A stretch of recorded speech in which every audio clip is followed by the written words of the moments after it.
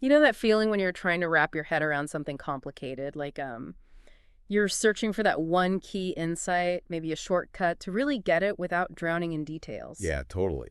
Like you wish you just had the Cliffs Notes version sometimes. Exactly. And that's pretty much what we're doing today. Right. We've dug into some really fascinating research about how psychological experts figure out their clients. Think of it as us pulling out the core bits for you. And our main source for this deep dive is a paper called Case Conceptualization Strategies: The Relationship Between Psychologists' Experience Levels, Academic Training, and Mode of Clinical Inquiry. Quite a mouthful. It is, yeah. So whether you're trying to get better in your own field or you're just, curious about how pros hone their skills, this look into therapy expertise should offer some real aha moments. Definitely. And some findings might even challenge what you think you know about experience. Okay, so our mission then is to unpack what this study really found. We're zeroing in on how, a therapist's years in the field and their school background affect the questions they ask, right? And how they approach understanding someone. Exactly, that foundational questioning part. Okay, let's get into it.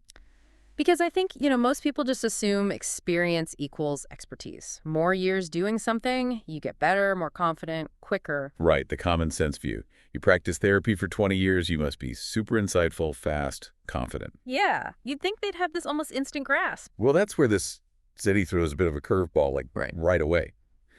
One of the big surprises was that clinical experience, just the number of years, wasn't actually linked to how confident the psychologists said they felt. Really? Yeah, or how expert they thought they were, or even how efficient they felt at thinking up questions. Hold on. So someone with decades of experience didn't necessarily feel more confident or quicker than a newbie?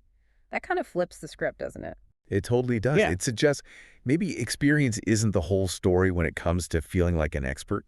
Wow. Okay. And that's why this research is so interesting, right? It makes you look beyond just years served. The study really focused hard on the questions therapists ask, arguing that's the bedrock of therapy. Makes sense. Asking the right questions is key to figuring things out. Yeah. So, how did they actually study this questioning process? They used a pretty clever setup. They had 138 people, psychologists, students at different training levels, use an AI program. An AI? Yeah, simulating a client who'd experienced a date rape.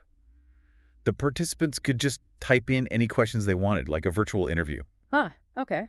This let the researchers see exactly what questions were being asked and compare them in a really consistent way. Neat. So, okay, experience didn't boost their confidence, but did it change how they questioned the AI client? Yes, it definitely did. While experience wasn't tied to confidence or perceived efficiency, it significantly shaped the way they questioned.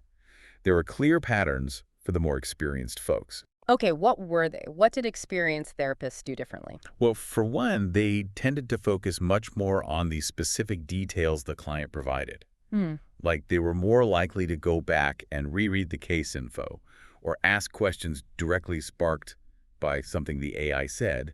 Hmm. Their questions were just more case-specific. That feels intuitive, right? More Mm. practice, you get better at picking up cues. Exactly. And interestingly, they also seem to spend less time on really broad info gathering right at the start or wrap-up. Like they knew where to aim? Sort of, yeah. Like Yeah. they had a clearer internal map. And here's another piece. The experienced psychologists actually asked fewer questions overall. Fewer. Okay, that's interesting. Yeah, fewer questions total, but a higher percentage of those questions were aimed at figuring out a diagnosis. So less casting about, more targeted diagnostic focus. What about super insightful, unique questions? Did experience lead to more creativity? That's another twist. The study found no, experience didn't seem to lead to more unique or unpredictable questions. It suggests experience refines the focus, but doesn't necessarily make therapists more, outside-the-box thinkers in their questioning.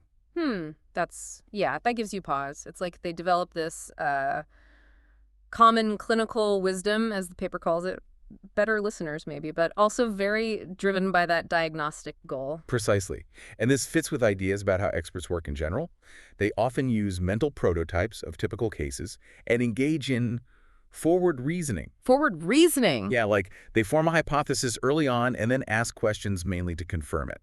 Novices might do more backward reasoning, starting broad and gathering evidence first. Okay, that makes sense. But, the finding about experienced therapists asking fewer questions, I feel like I've heard other research suggesting experts ask more. How does this study square that? That's a sharp point. The researchers address it. They Yeah. suggest it might depend on how you measure or analyze experience. Uh, Well, some studies might group people into categories, beginner, expert, etc. This study treated experience as a continuous scale, using a statistical method called multiple regression. okay. They argue that their continuous approach might give a more nuanced picture and avoid issues that come from creating artificial groups. Different math, Mm. potentially different results. Yeah, right. Okay, that helps clarify it. So experience shapes the how. What about the academic training piece? Did that matter too? Oh, absolutely. Academic training had its own distinct impact, even when they statistically controlled for the years of experience. So it wasn't just experience disguised as training. Nope. They looked at 4 training levels: brand new students, master's level therapists, doctoral students, and licensed doctoral psychologists. And what did they find? Similar patterns to experience. Some overlap, yes, but also some really important differences. Like the experienced folks, those with more training tended to ask more follow-up questions, digging deeper based on what the client said. Okay, that tracks. Building on the conversation. Exactly. But here's a key contrast. Unlike experience, higher levels of training were linked to asking more questions overall. More questions. Yes, more total questions, and specifically, more questions about the client's history. Wow, that's the opposite of the experience finding. Why do you think that is? Well, the researchers used another technique, discriminant function analysis. Basically, seeing how well training level predicted questioning style. Okay, and could it predict? Yeah, pretty well. Almost 70% accuracy just based on training level, and even better when they factored in the specific task, like formulate a treatment plan versus give a diagnosis. So the training really does seem to mold how they approach things, depending on the goal. It seems so. The analysis pointed to 2 main patterns, or functions. Mhm. One was diagnostic inquiry, asking about specific symptoms, broad issues. The other was detail inquiry, focusing on client cues, maybe non-diagnostic stuff. Right, and how did the different training levels perform on those? Okay, this is where it got really interesting. It was curvilinear. Curvilinear, like a curve, not a straight line. So the least trained scored lowest on both types of inquiry. Makes sense. Uh-huh. The middle group's master's therapists and doctoral students scored higher on both. But then, the most highly trained, the doctoral psychologists, they scored highest on diagnostic inquiry, but actually lowest on detail inquiry. Lowest. So the most trained were maybe less focused on the subtle client-driven details. It suggests that, yeah, they were laser focused on the diagnostic task, potentially at the expense of exploring those other cues. Yeah. Almost like the highest level of training overemphasized the diagnostic function for that specific task. Wow. That's a really concise and surprising insight. Training might make you super efficient at diagnosing, but maybe lose some breadth. It raises that question, definitely. Like training teaches you how to operate effectively within certain professional demands, like diagnosis or treatment planning. Okay, let's loop back to that confidence thing. Experience didn't boost confidence. How does that fit with, the broader psychology literature? It actually fits quite well.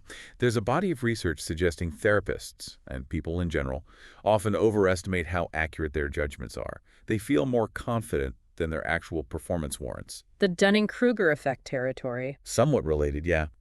And in this study, how confident psychologists felt or how expert they rated themselves just didn't connect significantly with the types of questions they ask. So feeling confident didn't mean you asked better or different questions. Apparently not, according to this data. It really underlines that potential gap between self-perception and actual process, what some call the overconfidence paradox. Okay, and what about efficiency? The other big assumption is experts faster. Did experience speed things up here? Another assumption challenged. Mostly, no.